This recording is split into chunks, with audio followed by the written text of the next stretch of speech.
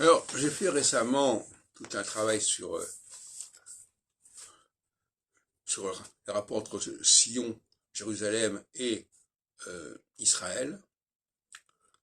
Il y a une dialectique là essentielle, qui apparaît d'ailleurs dans les livres de prière, j'en ai déjà parlé, je vous renvoie à cela,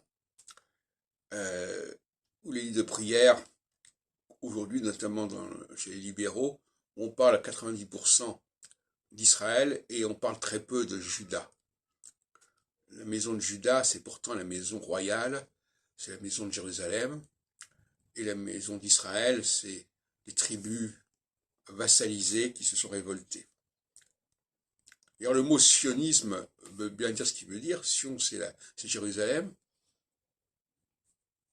Et donc, on parle beaucoup de Sion et on parle beaucoup d'Israël. Or, Israël, c'était l'anti-Sion au départ. Donc là, il y a une aberration extraordinaire. Je pense que le mot Sion, faut le réutiliser. Juda, oui, on peut dire, ça a donné le judaïsme. Et justement, un des paradoxes, c'est que les libéraux ont créé le mouvement juif libéral de France. Et donc, il y a le mot juif qui remplace le mot israélite qu'on trouvait dans l'Union israélite libérale,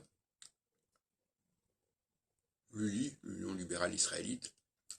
Et en même temps, leurs livres de prière sont complètement axés sur le mot Israël. Là, il y a quand même quelque chose qui m'interpelle.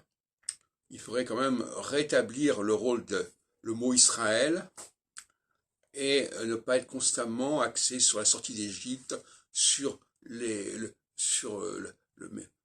parce que c'est l'Égypte, sur le livre de l'Exode, où on parle constamment des enfants d'Israël. Dans ces recueils de prières libéraux, on veut tout le temps parler des enfants d'Israël. Je trouve ça très très énervant.